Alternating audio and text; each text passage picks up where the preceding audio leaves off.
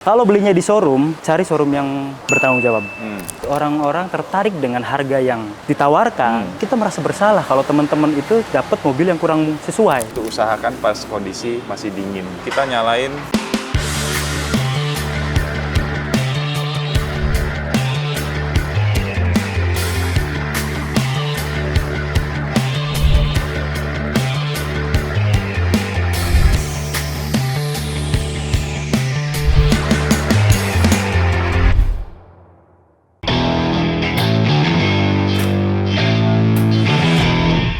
Oke, selamat datang di channel YouTube Domo Transmisi. Hari ini gue kedatangan teman gue dari tim channel. Siap.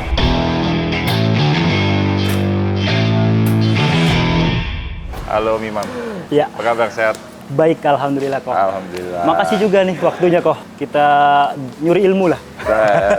Sama pawangnya langsung. Thank you udah mampir sini, main sini. Kan saya sering nonton channelnya tim channel nih. Itu kan sering bahas mobil bekas ya? Mobil bekas. Mobil baru juga bekas, ya? mobil baru, bengkel juga beberapa kita. Bengkel juga ya? Iya. Datang ke sini bawa mobil apa nih? Nah, ini juga nih yang sering kita nonton di Domo Transmisi ya. Itu sering ulas Honda.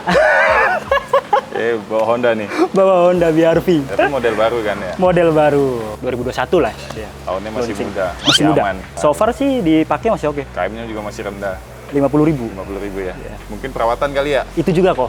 Siap. Jadi kita kesini juga sekalian nih, mumpung main ya kan. Kalau ada yang ahli, kenapa kita nyari yang lain? Ini di bengkel resminya kan udah nggak garansi lagi kok. Jadi udah habis untuk lewat ya? free service dan lain sebagainya.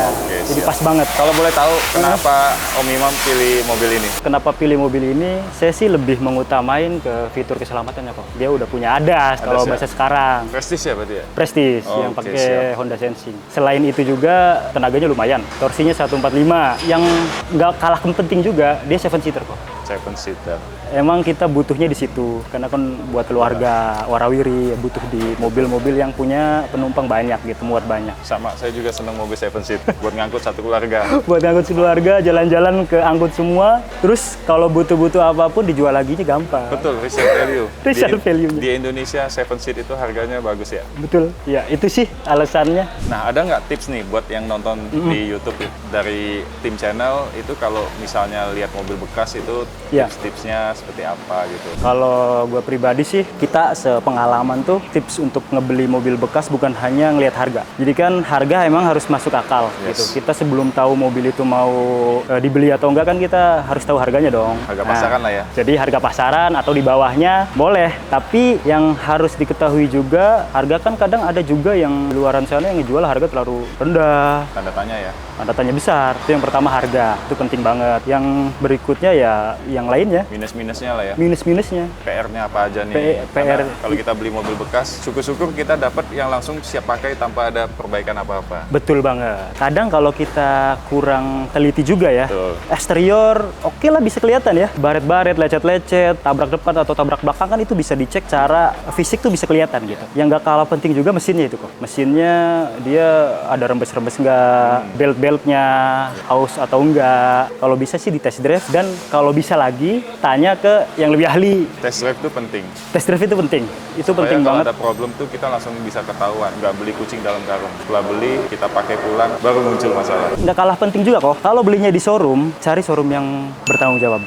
Kalau belinya ke perorangan, kalau kita nggak paham-paham mobil banget, ya harus tanya ke yang lebih paham. Balik bertanya deh kok, kira-kira kalau mobil bekas buat mungkin penonton nih, kira-kira indikasi metiknya masih bagus tuh gimana kok? Memang komponennya banyak, part-partnya tuh ada banyak. Biasanya kalau kita ngecek matic masih bagus atau enggak, tuh usahakan pas kondisi masih dingin. Kita nyalain ada bunyi-bunyi nggak. Setelah itu kita masuk tuas D ataupun R.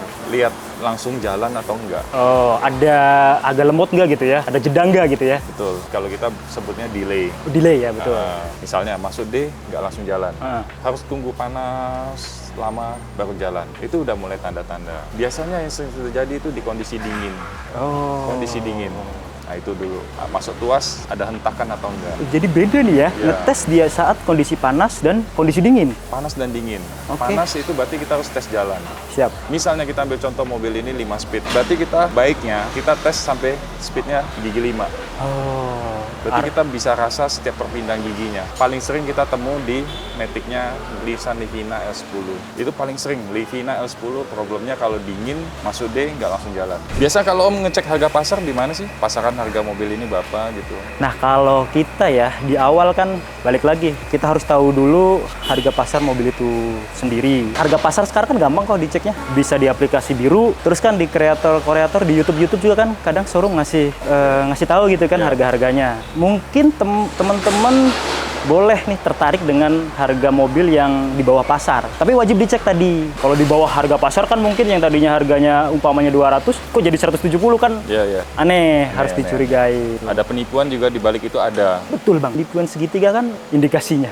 Lelang nih kita ngomong. Nah, ini menarik juga nih. Pernah nggak Om mampir ke tempat lelang? Ini menarik juga nih kok, lelang nih ya. Jadi sama halnya showroom yang ada beberapa showroom ya kok nggak berani ngambil ke lelang. Sama halnya kayak kita. Kita kan sebagai kreator punya beban moral dong. Iya. Untuk apa yang didapat tuh sesuai dengan ekspektasi mereka. Kalau beli sih kita pernah, tapi kalau untuk konten kita belum berani lah kok. Belum berani ya? Karena anggapan kita kalau di lelang tuh mobil-mobilnya untuk konsumsi para pedagang atau orang-orang yang memang benar-benar paham dengan mesin. Kalau kita ngontenin itu, orang-orang tertarik dengan harga yang ditawarkan, kita merasa bersalah kalau teman-teman itu dapat mobil yang kurang sesuai. Kecewa nanti ya? Kecewa, oke harganya murah. Dilihat dong, ntar ke depannya kalau ada sesuatu, bisa nggak dijual? Kalau mungkin dijual harganya murah, masih laku, oke. Kalau dijualnya nggak laku. Atau rugi. Mungkin niatnya cari untung, Iya. tapi malah kebebes. Nah, ini teman-teman. Ketemunya nanti harganya nggak akan jauh beda dengan pasaran. Kenapa? Karena biasanya yang ikut lelang itu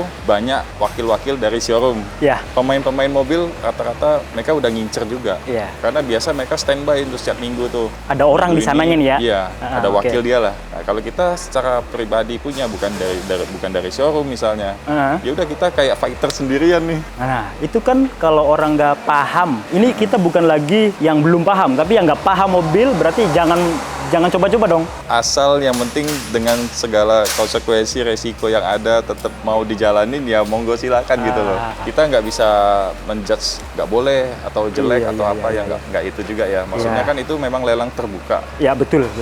Siapa aja boleh ikut ya kan. Siap. Mau dari showroom mau dari mana bebas. Nih kalau tadi yang lelang-lelang nih kok atau siapapun minta bantuan ke dokter mobil bisa nggak? Oh gitu.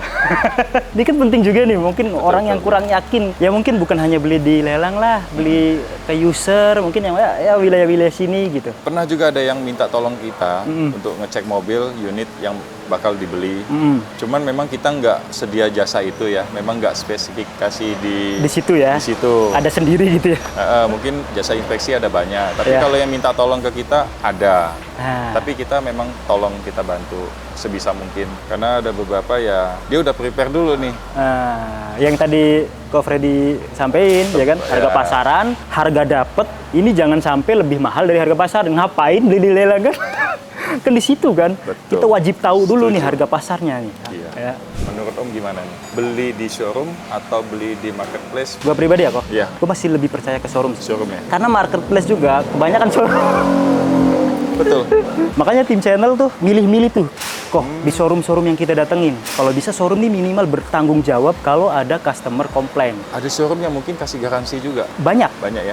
Hampir semua yang kita liput malah kasih garansi. Kasih garansi ya. Iya. Seputar apa aja? Transmisi, engine, bahkan ada yang ke elektrikal dan AC. Ada yang ngasih 1, ada yang ngasih 2 tahun. Toh ke marketplace pun selisihnya kalau menurut saya itu nggak begitu jauh. Kalau mobilnya bagus kan nggak begitu jauh nih. Tapi kalau ada sesuatu masalah kita mau lempar kemana? Cari kemana gitu? Cari kemana? Kalau kita beli secara pribadi ke pemilik langsung gitu ya? Betul kok. Misalnya ada pemilik jual di marketplace, terus kita datengin, kita samperin. Betul. Kecuali harganya terlampau lumayan ada selisih banyak. Selisih jauh ya? Iya. Dan biasanya kalau ada selisihnya kan mobilnya juga perlu perbaikan lagi dong.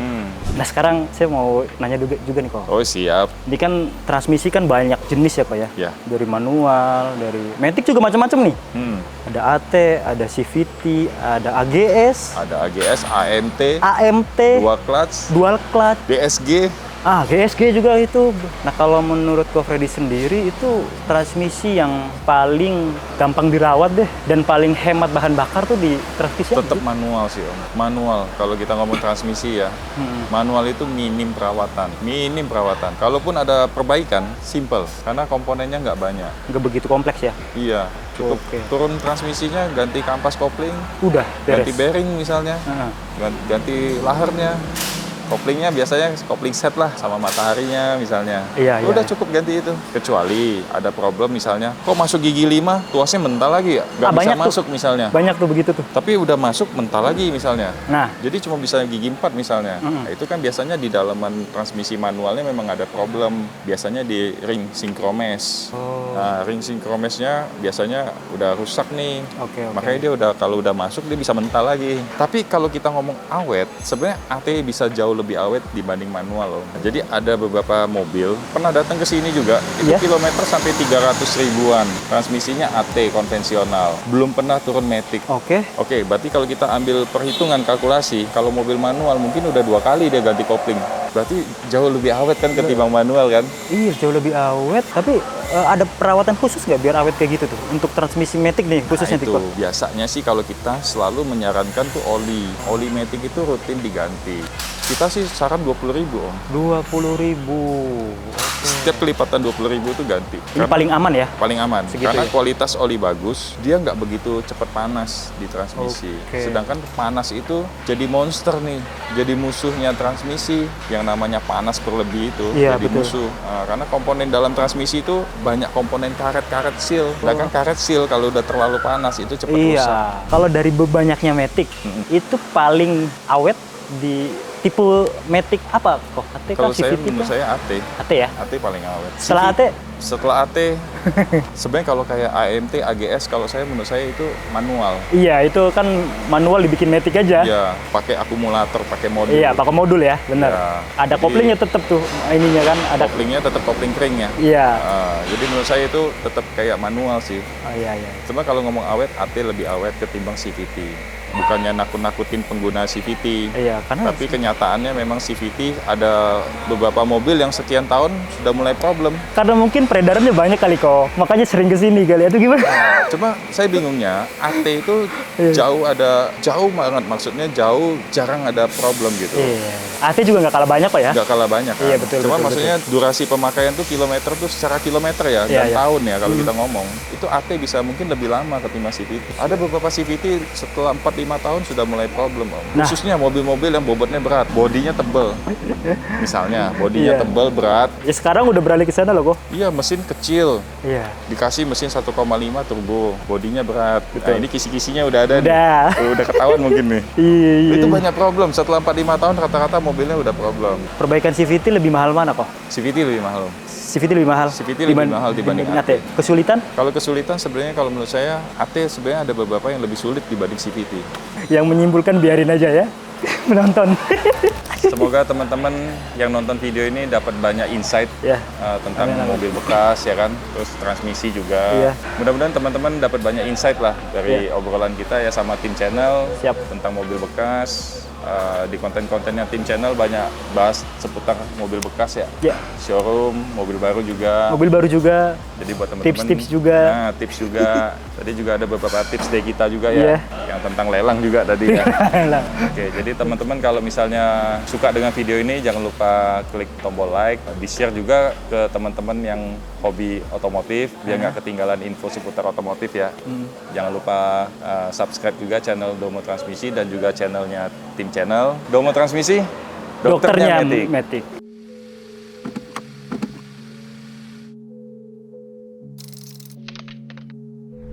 Domo Transmisi, dokternya Matic.